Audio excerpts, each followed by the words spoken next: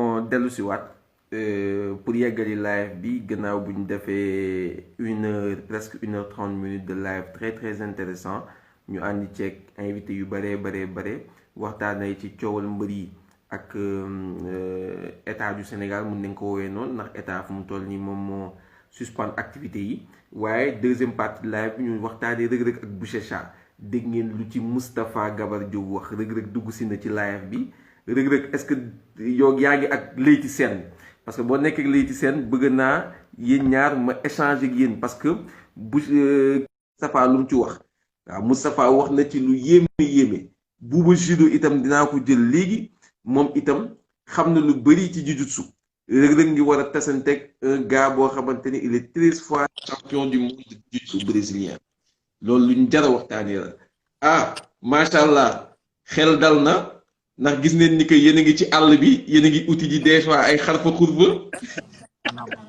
yéen a ngi defaru ji parce que waa ji lu mu commentaire léegi ci live bi tiital na ñëpp ci commentaire yi ñëpp tiit nañu fu mu toll nii Sénégalais yëpp tiit nañu fu mu toll nii nee nañu daal combat bi bu ko Reug Reug gagné fierté nationale lay doon waaye nag am na nu muy demee itam hôpital mun na cee am yoon de ay nelaw wala ay yaram bu damm ay yax yu damm ak yooyu yëpp mun na cee am yoon Leyti Sène Oumy Ngit maa ngi lay sonal depuis une semaine di la woo téléphone di la wax ni que dafa am information bi ma dégg ni que tey Reug Reug dafa signé combat ak Marcus Buchecha Almeida nga ne ma confirmé guma signé guma de ma toogaat tuuti déggaat gars yi confirmé waat ci internet bi gis site internet yu mag yu bëri yu yëngu ci MMA dëggal ko te ñu mu war a amee le 24 février Singapour la ñu wax te One Championship nekk ligue bu gën a mag ci àdduna bi ci wàllum MMA ginnaaw UFC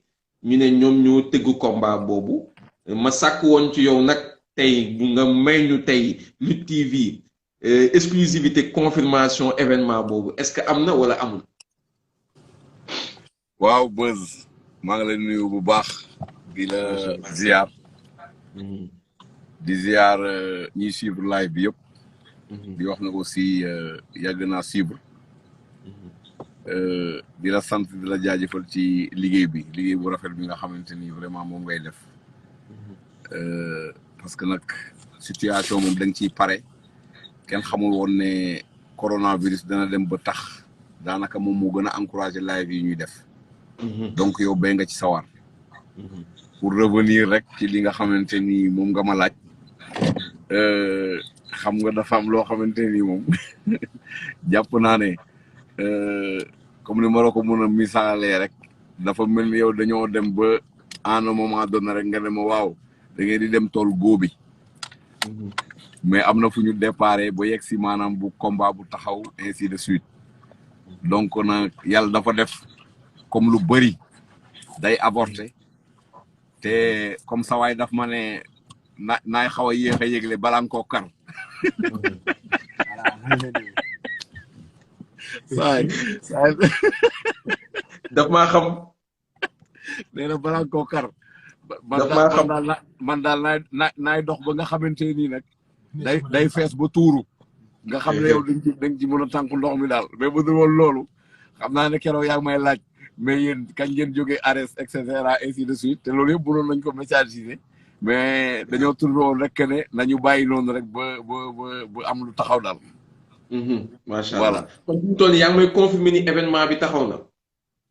waa jur moom wax dëgg yàlla xam nga nag information moom gars yi duñu ramasser noonu rek ci mbedd mi ñëw jël macha allah mais Leyti yow est-ce que tamit yéen dafa am ay benn société de communication wala boog benn société de management bu nekk seen ginnaaw naka ngeen def ba Reug Reug jóge ci làmb ay moromu mbërëm yi nekk fi amuñu chance dem dugg ci Ares te ñëpp bëggoon nañ ko Ares nekk une très grande ligue parce que même bu fekkee Ares benn événement la def mais boo xoolee lu nekk ci ginnaaw Ares dafa capitaliser en expérience parce que groupe Vivendi bi moom Ares mun nañ ne moom Canal Plus Horizon ak yeneen sociétés yu mag ya ca France donc yéen ngeen fexe ba dugg biir Ares dafa benn combat bi wër àdduna jógee guñ ci loolu Ares bañ a tëgg ndax Covid bi yéen ngeen fexe dugg One Championship mu nekk ligue MMA bu mag a mag boo xamante ne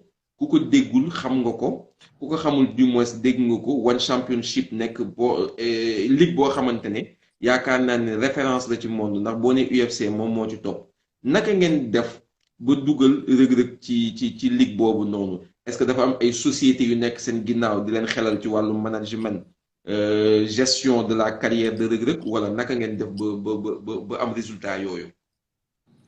waaw sant yàlla rek sant yàlla bu baax ndax comme niñ ko mun a waxee rek moom joué na ci rôle bu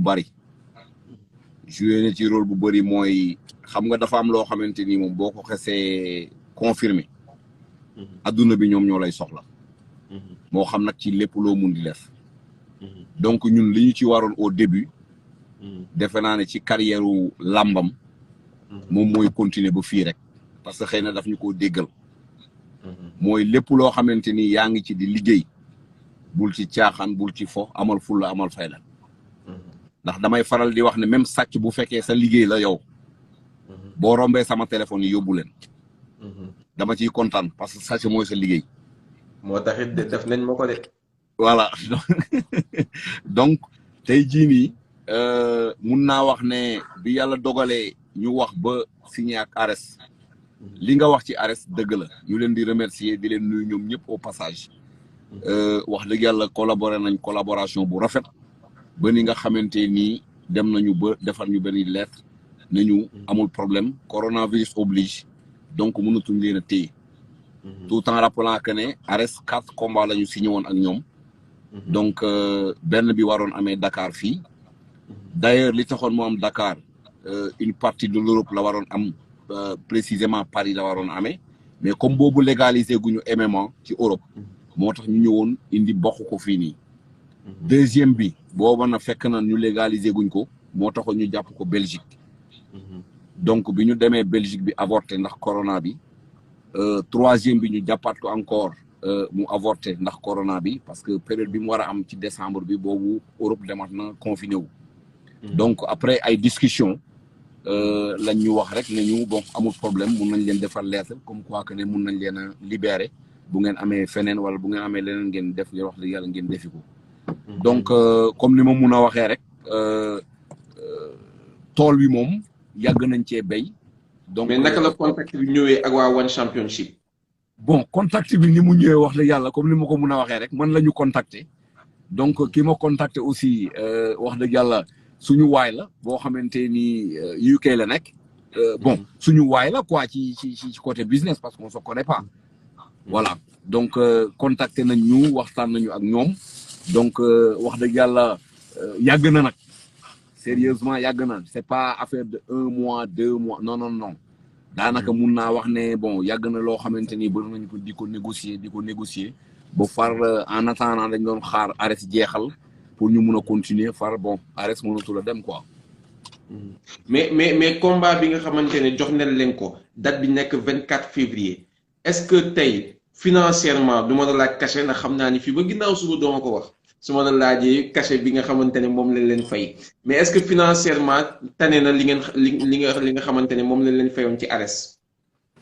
waaw sant yàlla rek parce que xam nga ne tey jii moom yaakaar naa ne boo déposé ci benn société di liggéey boo demee ba wax dëgg yàlla nga déposé feneen yaakaar naa ne c'est pas pour nga nekk ci même condition yi bu doon da ngaa nekk fenn di fa fayeeku dara boo demee déposé feneen mu jaral la nga nar a bàyyi sax def fële yëpp ak lépp nga am fële na rek ne ko fa ñukk pour dem feneen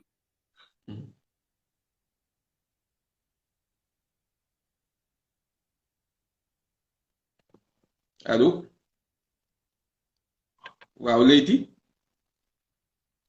waaw Leyti allo Leyti maa lay dégg allo déggatuma la ah gars yi est-ce que yéen a ngi dégg Leyti ci man la wala ci moom la gars yi est-ce que yéen a ngi dégg Leyti boo demee rëg-rëg la rek waaw boo demee rëg-rëg la rek moom moo amul connexion bu baax quoi kenn xamul lu mu doon boo demee rëg-rëg la rek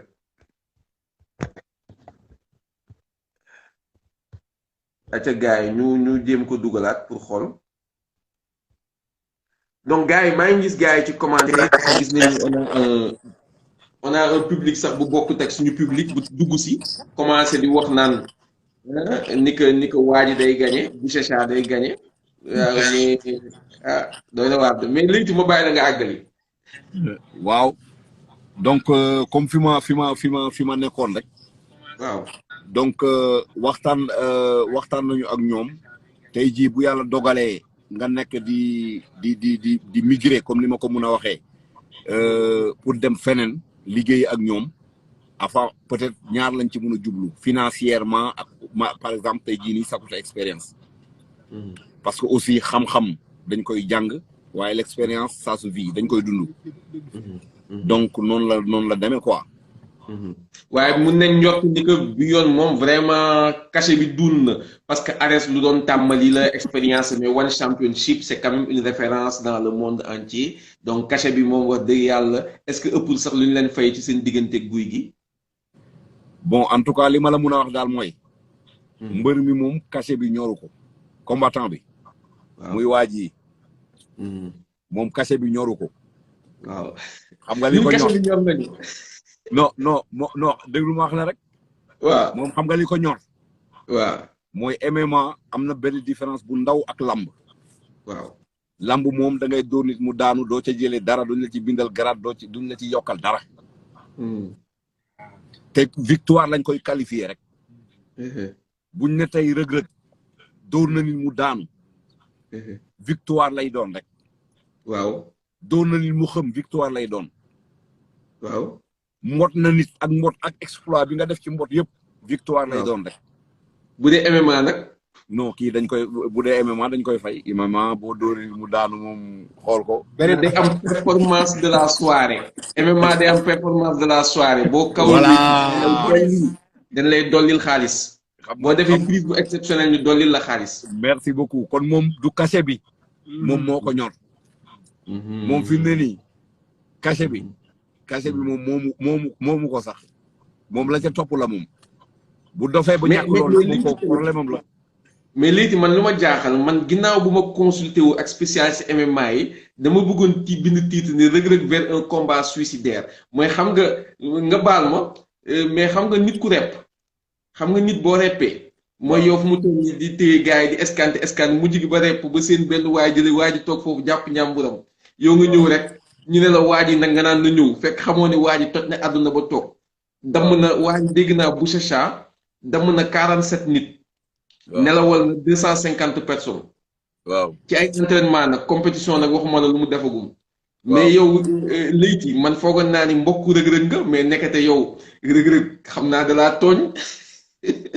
xam nga li ma la mën a tontu ci loolu. waaw. waa ji damm na nit rey na nit lekk na nit gis nga lugukatu jaan boo gis. jaana lay mujjee. nga teg ko fan. nga teg ko fan koo xamante ne. non mais waaw dama doon tooñ mais on va devenir un peu plus sérieux mais koo xamante ne. yow fi nga gën a fi nga xamante ne yow fi sa combat di jeexee. moom foofu la gën a munee mooy yow tu es un spécialiste de lutte mooy yow da ngay téye nit yenn ba ci kaw dóor ci suuf wala plaqué dóor ci suuf bu tëddee nga jóg faxasu mais yow moom Bouchecha moom fu ma gën a munee mooy mu dem ba tëdd ñareet. nga daan ko ci suuf ba mu tëdd ñaret foofu la gën a dangereux foofu la gën a mën a dammee sa loxo wala damm sa loos wala damm sa tànk ak genre mel noonu loolu moom xaw a tiital ci combat bi. waaw mais xam nga loolu. bu fekkente ne am na kuy tiit. yaakaar naa ne Almeida moom mooy tiit. ndax xam nga lu tax. moom ku ne xam na ne jiu-jitsu brésilien la def. déggoo fi ñu ne def na MMA. premier combat MMA ci lay dugg noonu. mais 13 fois champion du monde de jiu-jitsu brésilien. waa loolu dama lay wax li ma la waxoon keroog rek. nañ bàyyi bërëntu caaro yi. nañ bàyyi nu mu taati keesu suukar yi ñu doon teg caaro yi. bàyyi saaku ceeb yi. bàyyi nañ poids léger li Reug Reug bëre poids léger yëpp nañ ko fàtte. lim bëre poids lourd trophée yi mu fi def yëpp nañ ko bàyyi. ni waa ji mën a def ba am 13 fois champion du monde. moom mu am ci 13 victoires nañ yem ci 13 victoires yooyu rek pour bañ a wax yeneen qualité. léegi nag mu des may nuyu Gabar wax dëgg yàlla de passage ndax gis naa ne wax na ak xam-xam. intellectuel. donc voilà donc di wax rek ne li ci nekk mooy wax na dëgg lépp loo xamante ni da nga koy doog a tàmbali ñun ñëpp ku ci nekk da nga fàttali ko jour ba ngay def CI. ak tey fan nga toll. donc en décembre bi muy bëreek le grand champion c'est un grand champion muy Boukissou. kooku ku ne xam na ko.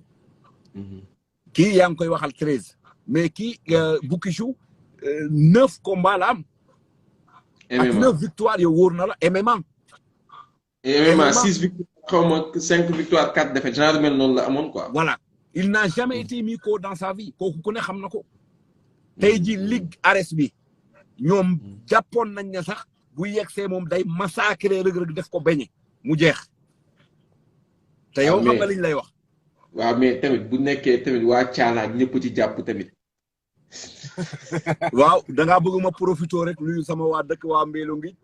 waaw waa Caalaan waa Baasul waa Baasal waa Jilla waa Felir waa Munde waa Joal. Sofiane Boukissou jullit la moom xam nga moom sax gàllaaj mën na ko jàpp mais waa jële moom kii nu mu tudd waa jële moom ay kii xam nga Boukissou kii la nu mu tudd africain la. yooyu mën na ko jàpp ay gàllaaj yooyu mais waa jële brésilien la gàllaaj yooyu jàpp ko de loolu moo ma ci jaaxal de. waaw mais xam nga bu ñu waxante dëgg. yaakaar naa ne ku gàllaaj jàpp. doo dóor doo essayer bëgg a damm sax loxo nit. ko ku gàllaaj jàpp doo ko def xanaa. dëgg la. moom kay li ñu war a wax mooy. loo bañ lëg nga seedal koy gudd noppam. waaye Boukissou c'est un très grand champion. man de wóor na ma ne. li ko dal ci Ndakaaru bëri na sénégalais yoo xamante ni bu leen daloon ñu bàyyi. loolu moom lu ma leer la. ndax xam naa ne yenu buñ ko yenu ba ca kaw teg ko ci suuf. maa ngi xaar ba sa almeda boobu noonu bu jotee ci loolu ndax dana tal bu ñu yeggee suuf dana liggéeyam déet. combat bi ko yéen ci boxe ngeen ko wékk da ngeen xalaat xeex ak waa ji. lépp maanaam di wax gabar moom gabar pour ma dalal xelam. waaw ak ne ko nag sax moom soxla nañu xam-xamam comme moom ci loolu lay liggéey. waaye depuis décembre ba léegi. yaakaar naa ne amul benn semaine boo xamante nii dañ koo toog sans def MMA amul.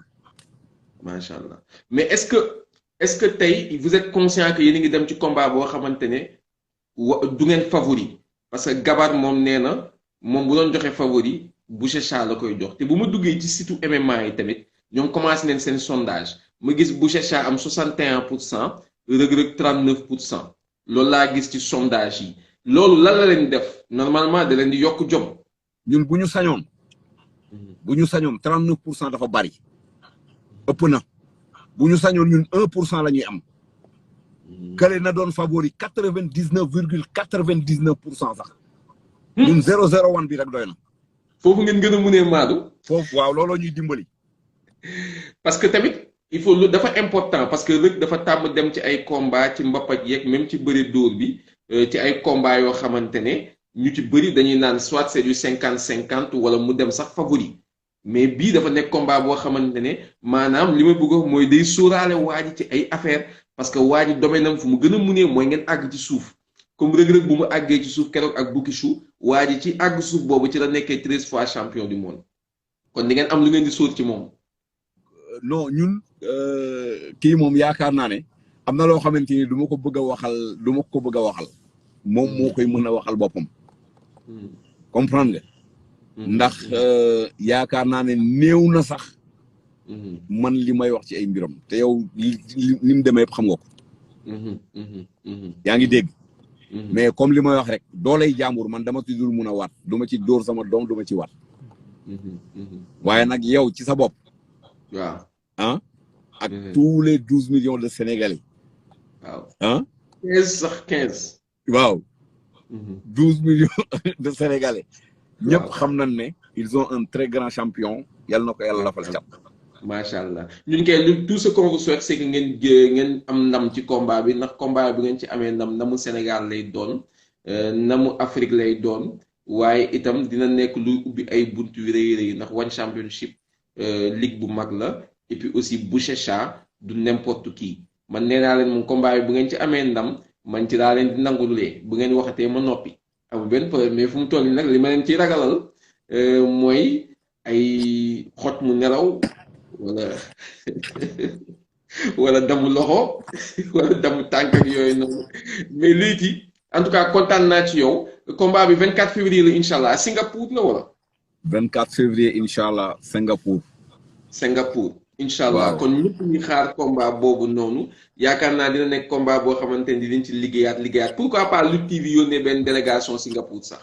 non loolu du benn problème. ñun kay li ñuy wax mooy. li ñuy wax mooy.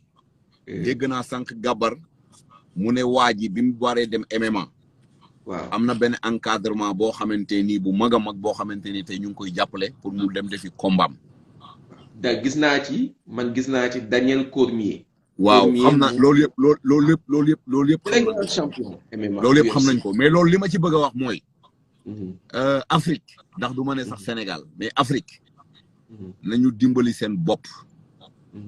bu mbir amatee ab africain seen doom dem di jongante ji yaa xam da ngay football yaa xam looy def boo amee xam-xam boo ca sotti jéem koo sotti ndax jàpp naa ne moom moo ñuy dimbale ñu ñëpp l'homme est le remède de l'homme niñ ma mun a dimbalee tey moom laa la mun a dimbalee ëllëg te tey yaakaar naa ne lu munti xew doomu Afrique am ndam rawatina sa doomu dëkk yaakaar naa ne ku mel ni El Hadj Ousseynou Diouf ñu koy nuyu de passage du moom kese moo nekkoon ci équipe bi en 2002 mais da ngay nuyu nit tey à travers tout le monde entier yenn saa yi nga dem ci dëkk boo xamante ni noir sax pour nga gis ko fa problème la da ngay taxaw ñun daaw si naan la kaay ñu photo wu mais da ngay ñëw ñun la fon nga jóge nga ne Sénégal ñun ne la El Hadj Diouf kon kooku tey jii nii moom mooy ambassadeuru Sénégal ci fépp foo munti dem ba keroog ñu fay gis ki nga xamante ni moom mooy sénégalais bi. te ambassadeur boobu la ñuy xaar ci Reug Reug tey. kon nañu bokk ndey bokk bàyyi. moom la ñuy xaar ci Reug Reug moom la ñuy xaar ci Bombardier muy def MMA. voilà moom la ñuy xaar ci Siteu itam muy def MMA. ñun tey jii nii Bombardier bu amee combat MMA am bëgg sparring partner tey pour ñu liggéey ak moom ndax mu am ndam. li ma leer te leer mooy kii xam na ne rakkam la amul lenn loo xamante ni dana ko bañal dana ko hésiter parce que bu Bombardier amee ndam moom moo am ndam. comme xam nga te tey jii nii loolu rek la mun a fay Bombardier tey jii loolu rek la mun a defal Bombardier Siteu moom ku ne xam na ne gaañ Reug Reug la kooku moom mburoog soow la kooku moom waxatuñu sax ay seeni wax kooku nañ ko tegee fële. kooku moom lim am bu fi mu nekk foofu la Reug Reug nekk fi mu nekk Reug Reug nekku fa. mais keneen ak keneen parce que tey xëy na lamb ji nii ñii dëkkee nañ Caaroy ñii dëkkee Yëmbal ñii dëkkee Pikine et cetera ñii Fass ñii Parcelles ñii Géejawaay comprendre nga mais tey bu desul dara lu dul ay MMA surtout MMA boo xam ne du amee fii Sénégal doomu Sénégal di bëree na doon doomu ku munti doon ñun kooku noonu bu dee benn taril Fatiha lañ koy wax am ndam sax ñun jaral nañu ko. macha allah kon na ci sénégalais yëpp jàpp. waaw incha allah Gabar. dafa nekk nag ne yenn saa yi booy wax buzz ne na ci sénégalais yëpp jàpp dañuy defee ne xëy na côté mystique la ñoom seen yooyu. non gis nga xam-xam mu ngi fi mais est-ce que ñun nit ki munoo xam ñëpp. te yow ñi def sport MMA yëpp ci dëkk bi munoo leen xam buzz. dëgg la waaw. mais léegi nag nañu jéem a bokk ndey bokk bàyyi. et puis sax am ay conseils comme ñu mel ni ñoom Gabar nga xamante ne ñoom jiu-jitsu la ñuy def fi Sénégal. merci beaucoup le seul club de jiu-jitsu ici au Sénégal. ñu ngi entraîné Olympique Club su ma juumul bu ñu changé wu ne ñoom Gabar ak ñoom Buuba ñoom nga xamante ne ñoo fi njëkk a def jiu-jitsu ñooñu day baax nga am seen xalaat ci combat bi nga jëm ndax ñoom kat waa ji ngay dajeel ci MMA. kooku musul def MMA kooku 13 fois champion du monde de jiu-jitsu la kon xam nañu kooku bu baax xam nañu lu mu munee lan mooy faiblesse am lan mooy ay point fort am mais daal lu ñu ma wax ci moom fu mu toll nii pour le moment mooy dammkatu loxo la ak dammkatu ma ne ko maanaam lu ñu ma wax ci moom daal dammkatu loxo dammkatu tànk kuy nelawloo ay nit koo xamante ne daal rëg waa kii moom lim la dafa leer kii dara de na xaar ba yegg suuf. waaw xam nga jiu-jitsu moom comme ni ko Gabar waxee mooy li ci nekk bu ngeen yeggee au sol kooku ci lay tàmbali. nee na boobu jàng buy am ay laaf la de. waaw moom laa la wax. waaye nag boo yegg au sol boo ca yeggee ak jàmm di nga tala def loola. te kii wax naa la dañ ko xoolal wax naa la dañ ko tere cachet bul ci dugal sa xel. cachet bi dañ koy saraxe caaro yi. macha allah xam nga moom li muy am. prime dégg nga ko prime bi moom bonus lay xaar. bonus ba laay xaar bu dofee nag bu amalul boppam bonus kooku problème am la. yéen dóor si suuf. macha allah kontaan naa trop ci yow léegi. yéen dóor si suuf. mais rek. pang. rek. waaw. waaw mais est-ce que rek. waaw. est-ce que yaa ngi sóoraale ni que tamit waa ji c'est un gars très dangereux loolu yaa ngi koy bàyyi xel. li nga doon ñu def entraînement nga yokk ko. non loolu bàyyiwuma ko xel wax dëgg yàlla. ndax man li ma ñor. bu jour ba li ma ñor laay def du ma xaar mu def dara. dégg nga baal ma xam nga man de yow laa faral man mën naa lay tooñ. waaw da nga may déglu ñu wax déglu rek man laa la wax li ma ñor. si jour ba moom laay def xaw ma champion du monde lay faytal xaw ma mais sa kaas ba champion du monde du fa nekk. ala accu la mbàccum gerte la amul ruq bi sedd. yaa may dégg. maa lay dégg bu baax. damaa bëgg sama staff bi yëpp bu ma jógee si combat bi ñëpp ma jënd leen rent ñëpp partout ba si seex ñëpp. ma laalee rent du ma yóbbaale de. taxaw doo dem rent si époque laay jëndal ñoom ñëpp. bu laalee rent du demati àll bu uti gàllaaj yi de. mani déglu bu baax li ma lay wax. mais yow foo musa dajeeg Cheikh muy wut gàllaaj. jar naa laaj très bonne question. Cheikh gisoo Cheikh may wax ak moom téléphone benn jour mu may jéem a napp. te ñu ngi profité di nuyu bu baax Omzo bu Garba moomu ak suñu copain Bilal Bass. macha allah ñu ngi leen di ziare bu baax ak mboolem kuy suivre live bi rek quoi. am na solo fu may jeexal ak yéen mooy Reug Reug la ma lay bëgg a am lenn lu ma la wax mooy. est-ce que yaa ngi sóoraal ni que man yow laa faral mun naay tooñ sànni xel mais dama laa yéene nga am ndam lu rëy mais est-ce que yaa ngi sóoraal ni que sénégalais dafa mun koo këli de. waaye damay am ndam. si waa ji demee sa loxo bi fii. ndam laa dama koy am si kattanu suñu borom. lii ki ni di wax yaa ngi naan faale wala du sa bopp yooyu. waa ji bu demee sa loxo. xaw ma boobaa da ngeen visa Gambie de nga dem toog Gambie 6 mois de. non loolu du am si kattanu suñu borom. waa kon baax na. yàlla na yàlla mooy sama filet bi mooy maanaam lan mooy sama li nekk sama mind. waaw sama bopp laa gëw ma keneen.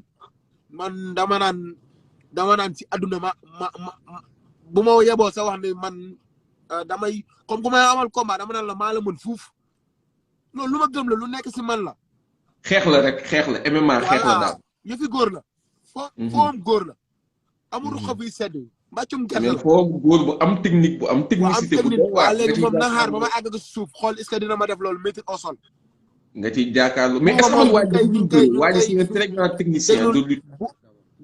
gabar li mu wax noonu dégg naa ko bu baax a baax nee nga ñun 1 an yi tëdduñu ni nelaw. dem naa ñaari yoon yoo xam ne dama assonement dem États-Unis bi ma jógee si combat maag Bikisu. ñun bàyyi ñu suñu bopp dañoo MMA bi dañ siy ñaan yàlla suñu borom def si fooy falam. doon ci champion du monde looloo doon sama mébét doonul maanaam damay ñëw am combat nii pour neexal def soo non loolu dugaluma si. dama bëgg a tere sama famille ak gars yi sonn si man ñoom ñii ñëpp.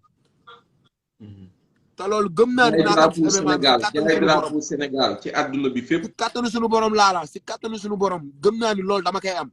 loolu sama gëm-gëm la lu nekk si man la. loolu dama koy am si kattanu suñu borom bu fekkee entraînement kay may wala gëm sa bopp bëgg li ngay def. non kooku maa ko gën xol te man damay everyday damay entraîné. man yëguma réew mi yëguma li fi am chaque jour sama philosophie mooy maanaam damay doon champion man gëwuma loolu le champion laay doon. waxal ma ko sa gars yooyu. ma wax leen ko dinañ ko dégg. Singapour ah. nga ni. di leen invité Singapour. saa yi nee na da lay yóbbu Singapour de. non man Singapour moom incha allah man maa jël engagement bi Lutte TV dina teew Singapour. incha allah. non waaw yow incha allah dinañ teew topp Singapour. ñu de. non yow toppoo ñu. ah man yow daal demoo sax Cheikh demoo. non. yow Cheikh dina dugg ci àll bi ba bu waree defi test corona am day corona du dem Cheikh du dem.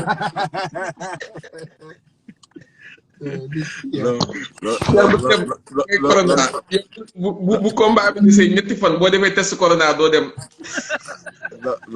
non Cheikh dërëm du ko dal. yow kay xam nga nooy def. nañ ñaan yàlla yàgg ci jàmm ñu ànd dem nga am fa ndam lu sedd guy. incha allah pour le tous les Africains. incha allah yaa ngi dégg bu ko defee ñu indi ko. incha allah loolu moom loo xam bu gargade ko Cheikh dégg na ko. Amzo ñu ngi lay ziar Bilal Bass maa ngi lay ziar ah. waaw bon arrêtez dédicace Lutte TV moo lay siwal ba pare vraiment est-ce que xam nga ni waa One Championship dugal si beneen sport boo xam ne tey jii yéen da ngeen see Ficos ak yéen man maa tax ngeen Ficos si MMA bi dañu waxante Lutte TV moo la njëkk a dugal ci MMA. ma wax la nag ñi gars yi. Lutte TV mu ngi dugg ci MMA ci Bombardier bu mu waroon bëreeg waa ji nu mu tuddati sax. Rocky Balboa. non ba Rocky Balboa am na beneen mooy tubaab bu woon am combat bu Rocky xanaa deuxième la. France non deuxième bi bu avorté combat boobu avorté te Léa Buyé doon ko tëgg. gars yi dinañ ma ko wax léegi les gens doon xam naa ki nga wax waa champion bi mu waroon a xeexal. waaw polonais bi Bulunski. waaw combat boobu ñun lañ duggee ci MMA boobu dugg ko ci MMA. en tout cas moom ñu ngi koy ñaanal parce que amaat na beneen combat. ñu ngi koy ñaanal yàlla na ko yàlla defal ndam lu sedd guy. ndax vraiment moom itam jantal grand la. te comme li ma wax rek moo di ci nekk quoi. ñun moom bu dee côté boobu noonu. ku ne xam na ne bu fekkente ne bëgg na sparring partner comme li ma ko mun waxee parce que tey jii dafa mel ni Sénégal di football ak feneen. wala muy dem ak feneen. réew mi yëpp ñoo war a nekk ci ginnaaw kooku jàppale ko. parce que jour ba xëy na d'accord di nga dégg rëg-rëg di nga dégg xëy na et cetera. mais boo moytuwul le sénégalais la ñuy el di wax. dëgg la am na foo xam ne bu fa demee sax l'africain la ñuy el di wax mu ëmb. et puis nga baal ma léegi nga baal ma ci lu ñuy waxtaan ñi ñu bëri ñoo xam ne dégguñu wolof ñu ngi ñuy seetaan instant yi bu ñu doon làkk anglais toj fi ndax ñu bëri ñoo xamante ne depuis combat rëg-rëg ak Bouchecha ñu signé ko. newu ci page yu rëg-rëg dañu ñëw di commencer di suivre kan mooy rëg-rëg dañuy intéressé wu ci rëg-rëg donc bu ñu def live yi ñu gis ni rëg-rëg en direct dañu bëgg a xam adversaire Bouchecha boobu kan la moo tax tey jii lu ñuy def ni ñu ngi intéressé d'autres personnes mos naa ko wax rëg-rëg di ko tooñ ma ne ko combat bu Elton bu ngeen demee YouTube Lutte TV seetlu leen combat rëg-rëg ak Elton am na presque 3 millions de vues te lu ëpp ci vues du Sénégal lañ ko seetaanee. daanaka 2 millions de vues ou 2 millions. am na ku bind ni I wish I could understand. waaw exactement donc ku 2 millions 500 000 vues Reug Reug ak Elton Inde lañ ko seetaanee Inde. man loolu laa mënul comprendre ba léegi lan moo tax waa Inde dem nañ ngeen lire commentaire yi. waa Inde dañu seetaan vidéo boobu way bëgg a dee. xaw ma nag vidéo boobu dafa dugg ci taggu YouTube Inde yi wala dafa am nu mu def ba dugg Inde mais loolu mënuma comprendre lan moo tax vidéo Reug Reug ak Elton am plus de 2 millions 500 000 vues yoo xamante ne Inde la jógee ñu ko seetaan ci Sénégal motuñu 500 000 mais 2 millions 500 000 yi Inde la jógee donc bëgg naa comprendre lu tax vidéo Reug Reug ak Elton nekk ci fu nekk daal am statistique yooyu maa ngi koy réfléchir mais ba léegi xaw ma fi mar ci mun a yem daal te mun la koo mosal. am na ñu bëri ñu ma xam danaan ma sama xaaj Inde la sama xaaj Sénégal la falaa mun a yem nag. sa lan Inde la. am half Senegalese half Indian.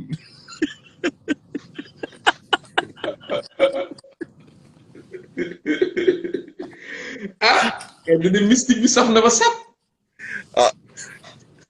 waaw. am na solo macha allah macha allah. ñun kay li ñu bëgg mooy. MMA bi ñu gaaw cee fu sax mun a dabu ji lutte chinoise bi. macha allah macha allah macha allah. lutte chinoise mooy lan sumo. ah waaw. mooy japonais yi sumo nga wax. waaw. lu leen bëgg lu leen sumo ngeen bëgg a def. waaw sumo. waaw. daal loolu daal amu ci lu ma ciy wax daal bàyyi ma noppi rek. maa ngi doon wax 3 millions de vues mu ngi koy waaj a yegg mais léegi laa xoolaat statistiques yi c'est officiel. combat Elton ak Reug Reug moo nekk vidéo bu ñu gën a seetaan ci biir Lutte TV dépassé na combat Balla Gaye 2 ak Gris Bordeaux ñoom ñaar ñu amoon même jour combat Balla Gaye 2 Gris Bordeaux amoon na 3 millions 265 000 3 millions 265 000 vues mais jamono juñ toll nii combat Reug Reug ak Elton dépassé na ko am na presque 3 millions 300 000 vues. loolu macha allah. waaw macha allah donc Reug Reug ñu lay félicité ci loolu sa vidéo moom mooy vidéo bi nga xamante ne moom la ñu gën a seetaan ci Lutte TV su ma juumul la sa vidéo yoo Elton 3 millions 417 000 vues moom la vidéo bi am léegi xaaral juste ma xool les statistiques ci vidéo bi fan lañ ko seetaanee waaw. vidéo bi fuñ ko seetaanee xaama wax lañ ko léegi audience Inde 18%, Serbie 7%, Sénégal 6%, États-Unis 5%, Inde 19%, Inde lañ ko seetaanee 19%, maa ngi doon mais j'exagère mais 19%. Non, loolu sont les statistiques des derniers jours mais xamoo la statistiques yi depuis toujours Inde 33% ñoo ko seetaanee Inde gis nga. 33% ñoo ko seetaanee Inde Sénégal 13%, Arabie Saoudite 3%, États-Unis 3%, Pakistan 3%. donc lii lu ay statistiques yu yéeme la en tout cas yoo xamante ne day wane ni que suñu ay mbir wala suñu sport mu ngi jar à travers le monde nit ñi di ko seetaan parce que ñu bëri ñu seetaan vidéo bi xam naa dañuy def le lien entre Reug Reug ci MMA ba ñëw dugg si ci lutte sénégalaise bi macha allah di la ñaanal mu continuer yàlla may leen ndam seen digganteeg Boucher Cha ngeen bañ ci am tànk bu damm bañ ci am loxo bu damm bañ ci nelaw. amiin dara bañ leen ci dal yàlla na ngeen liggéey waa ji ba bu ngeen ñëwee ëf ko rek mu daanu.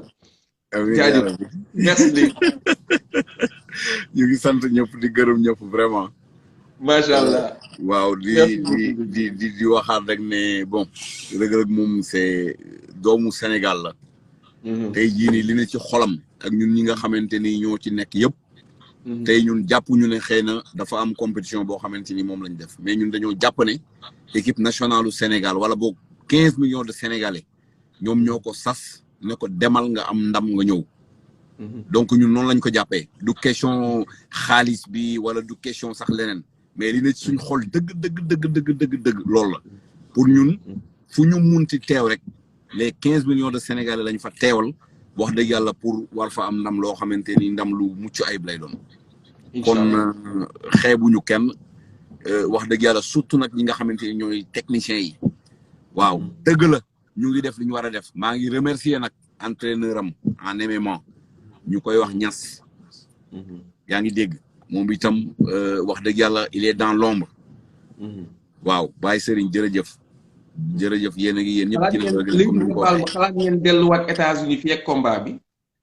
waa incha allahu rabi incha allahu rabi parce que waroon nañoo dellu bu yàgg sax mais dafa am yeneen yoo xamante ni xëy na moom moo ko fi téye woon. mais jàpp naa ne moom 1 mois wala 1 mois et demi avant le combat. non motatu ko. Buzz yaa ngi ci fin d'année non waaw loolu waaw quasiment loolu lay doon quoi. waaw mais incha allah rabi comme niñ ko mun a waxee rek naka jekk ba muy dem te yaakaar naa ne booba sax lamb ji demeegul nii benn slogan la amoon ak moom loo mën a jàng ci xeex jàng ko boobu waxaguñu sax ay waxu MMA ak ñoomin seen yooyu waaw parce que aussi nit ki yàlla rek moo mot kenn mënut a complet waaye nag nit moom mun nga dem ba wax dëgg yàlla saay wu dara ñëwee itam ñu xam ne kii li mu mën yëpp def na ko. waaw te comme moom mu ngi suivre loolu yàlla dimbale nañu aussi nag am nañ wax dëgg yàlla comme ki ma la wax Niass. doy nañu. waaw parce que bu ma la waxee nag am na derrière ñoo xamante ni tey bu ñu sañoon bu Reug Reug taxawee ñoom dañuy doon ay blanc taxaw ci wetam. parce que ñu bëri tey bëgg nañ ñu ne ñoom ñooy entraîner Reug Reug. te bu combat yi continuer woon nii di nga ci xam dara. mais ñun li ñu gëm mooy ñun en tant que africain am nañ fi ay doomu Afrique li tax may woo gars yi pour ñi ci am xam-xam nañ ñëw. suba déggoo ni ma la wallahi dama la ko waatal. fi mu ne nii entraîneurs yi ñoom ñoo leen naan indil ma ko man ma entraîner ko dama ko bëgg a entraîner parce que xam naa ne c'est un champion. am ñoo xam ne dañ lay propos amul lenn loo ciy ñàkk. billet ba sax boo bëggoon ñoom ñoo la koy jëndal yóbbul la ko. mais ñun li ñu gëm mooy suñu der bu ñuul bii. dégg nga dañoo gëm ne nit mun a entraîner tey nit ba mu doon champion du monde pourquoi pas sa moromu nit ku ñuul mënu laa entraîner bu nga doon champion du monde. te loolu lu mun a nekk la. donc nañu gëm suñu bopp gëm li nga xamante ni moom la ñu doon. donc looloo tax may def appel ñi nga xam ne def nañ MMA dans ce pays ñi nga xam ne def nañ jiu-jitsu brésilien ñi nga xam ne def nañ lu mu munti doon. yaa ngi dégg man mii di wax ak yow am naa sama partenaire bi nga xamante ni moom moo gën a nekk ak man ci liggéey. kooku saa yu ñëwee Sénégal jiu-jitsu lay def. première fois ba ma ko yóbbu jiu-jitsu dama ne woon wax ñii dañuy fo rek. comme xam nga. donc man xam naa bu baax lan mooy jiu-jitsu te kooku yaakaar naa ne bu ma ko noonu entraîner kii rek xanaa du doy. mais ñun li ma wax rek moo li ci nekk ñun li ñu gëm mooy suñu der bu ñuul bi nañu fexe nag booster ko mu dem à travers le monde entier parce que nag le soleil brille pour tout le monde. macha allah. donc Niass ñu ngi koy gërëm di ko sant de passage di ko ñaanal yàlla wax dëgg yàlla mu gudd fan yàlla bàyyi ko xelam parce que li muy def ak ñun doy nañu. bi muy bëre ak Boukichou ku ne xam na expérience bi nga xamante ni moom la ko Boukichou rawee mais terewul moom jàpp na ci. yaa ngi dégg ba nga xamante ni gis nga résultat bi nga xamante ni moom la ñu am. donc on n'est pas là par exemple tey jii nii yokki nañu suñu xam-xam bu demee États-Unis xëy na mu ngi fay def mu nga fay entraîner ak ñeneen. mais endurance bi dëgg ak liggéey bi dëgg ci suufu Jolof bi la. waaw. am na solo. donc c'est un peu ça quoi donc wax dëgg yàlla daal maa ngi woo daal ñi nga xamante ni encore une fois je vais me répéter ñi nga xamante ni ñoom ñoo ci am xam-xam nañu ñëw ñun ñëpp ñu bokk. waaw représenter réew mi te xam ne nag mun nañoo dem ni ngay gis nii ba tey jii lépp lu ñuy waxati ci MMA ci à travers le monde entier ñu ne Sénégal ah. dëgg la. lu mun a nekk la nous avons des champions. dëgg la am nañ ay champions yu bare macha allah yàlla lafal cat. donc réew mi li ci nekk ci ay écurie tey jii nii. voir parce que addina buy dox nag da ngay dox ànd ak moom ah. sinon boo ngiroo moom dala fay bàyyi te buy ñëwaat du la jël. donc aujourd'hui lamb nit ñi nag dañoo xaw a compliqué ci benn côté. da ngay wax ñu defe ne xëy na da ngaa bëgg a bàyyi lamb man moom xam nga ne ku ma gis xam ne wax dëgg yàlla lamb moom yaakaar naa ne. lamb bëri dóor moom doo ko bàyyi mais mbapat moom bàyyi ngeen ko. non du question ay mbapat bàyyi ngeen ko sax du question ay mbapat bàyyi ngeen ko sax. voilà mbapat yi wax ni bàyyi ngeen mbapat. non problème bi mooy mbapat yi comme bii kuloo la jëm. te ñun dañuy bàkku di fecc. voilà bu fa di wii kulu ngeen def bàyyi ngeen mbapat. yow daal yow daal sa ay leena ma yow moom waroo xam fi ñu jëm ndax yow comme da ngay topp Cheikh di xam fi muy jëm ak ñoom bi seen yooyu moom faaw ñu xoolaat say mbir. te yaa man mooy yàllaa ma boole ak yéen parce que yenn saay man gis nga am na ñoo xamante ne yàllaa ma boole ak ñoom. par force dañuy liggéey ci seen événement xaw ma la mbiru yàlla la. waaw mbiru yàlla la rek noonu lay amee. Reug Reug Gris 2 yàlla moo tuddoon ni que man maa ciy liggéey. Reug Reug Gris 2 yaakaar naa bu ñuy signé di joxe xaalis yi damaa ne sarax dugg ci biir ñu def ko premier face à face en direct bi man maa ko def wala premier face à face bu ñu dugal ci TV. yàlla jékki-jékki rek MMA bi ngeen dugg ci sori ci lool ba ci waaj a jeexal yàlla ne ma sarax dugal ma ci ah. donc Singapour incha allah Lutte TV dina fa teew. donc seen mbir itam. da ngeen di nangu lu yàlla dogal rek xam nga waxoo leen ma seen combat man damaa toog rek sama gars yi actionné ma wax ma combat bi. donc da ngeen di nangu lu yàlla dogal rek yàllaa ñu boole amaana bu ma bàyyee di ànd ak yéen ci la seen loxo di damm. waaw moom la kii bind rek danañ bàyyi xel ci rapidité beeg souplesse ak ñoomin xeet yooyu yëpp quoi.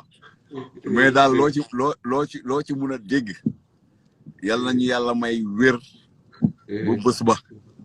Sénégal yëpp wala Afrique yëpp nekk ci ginnaaw rëg-rëg mu jàkkaarloog Armera ñu xool ba xam tey ñaan yàlla rek mu defal ñu ndam lu sedd guy moom mi mu yor ndam yàlla nañu ko may amiin ñu ñib si ñu kontaan naa ci yow tey moom nekkoo nit bi sa connexion bi leer na nañ macha allah tey kenn du wax dara jërëjëf Leyti jërëjëf jërëjëf Cheikh sama xarit bu ma dig ay crevette ak ay affaire moo ba léegi gisaguma dara waaw day canc maañ talul dara ak dugg ci àll bi mais amul problème maa ngi xaar samay bagage si range bi laa lay tegal affaire yi andil la ko ah si range bi effort bi laa la koy tegal andil la ko mooy di corona de dugg ci àll bi ba corona ba doo dem seeta ba doo dem Singapour daawul moom Espagne dañ ko confiné moom tëj nañ ko moom dootul génn mais moom day ñëw Europe day déconfiné ñëpp dañuy déconfiné. Daawud ma ne ko looy def Espagne mu ne dafa uti ji mystique pour combat yi ma ne ko mystique ma ne ko yow poos yi nga diisali ji nga naan mystique foofu mystique moom amul Espagne. waaw nga revenir parce que ba léegi am na ñuy laaj combat bi kañ la combat bi le 24 février la 24 février incha allah. boo déggoon anglais la si lay dàq quoi. man su ma déggoon anglais. maa ngi ci góorgóorlu de loo wax de dinaa ko ci dégg te maa ngi ci bëgg su ma soxla moom dinaa ko ci wax. loolu rek léegi moo tax nga bëgg ñu làkk anglais. loolu rek doy na yow doo anglais ñun duñu anglais.